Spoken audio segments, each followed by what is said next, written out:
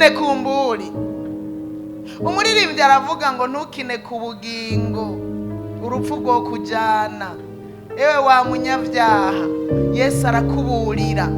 Mbe mugenzi, ingeso zawe womenya zimurikira abandi. Beneda, duhinduke rwose, tugire imitima misha, imibiri yacu duce tuyitanga nk'ibimazi. Mu yandi majambo, twitange, twihebe, ariko mu ntumbero yo kugira ngo duhimbare Imana. Ico bidusaba byo cyose nk'uko kwa Ezekiyeli, ico byo dusaba tugikore, dutanga imibiri yacu. Bidusaba kuruha, bidusaba kurara inzara, bidusaba kurara amaso, mu ntumbero yo kugira ngo duhinduke rwose, tugire imitima misha. Naho abantu botuvuga nabi, turiko turarondera kuba bahimbara Imana, ntaco. Ingeso zacu nziza zizotuma bahimbaza Imana ku munsi bagendeye, bagatahura bati kumbe bijya yabikora kubera yashaka guhimbara Imana, bijya yabikora kubera yashaka kuba uwugororokeye Imana.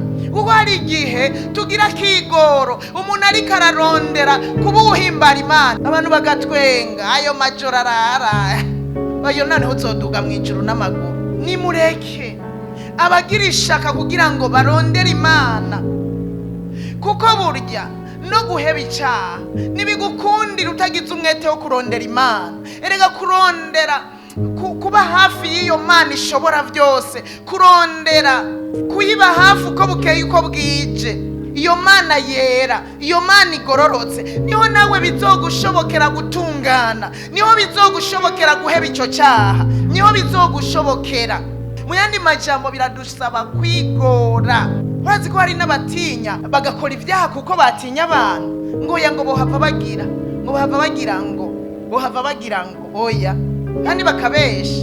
Oya ndagwaye nico gituma ntagize ukunukunuka, ivyo ntiriwe ndavuga. Icoma tukababazwa duhowe gukora ibyiza, tukababara urubavu, umuntu agatinda agahomberana urubavu ahowe gukora ibyiza, akarinda akaruha, akiruka ku murango no mwijoro, agatanga ivyiwe, agatanga ivyo afise. Uyu munsi umuntu aratanga, yatanga n'ibyo mu nzu y'Imana, abantu bakavuga ngo tanga nuko bifise.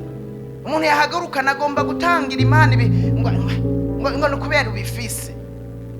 Nimureka abakorera Imana bayikorere, ureke wewe upfumuhora, wewe uri mu byaha, hunga nupfe.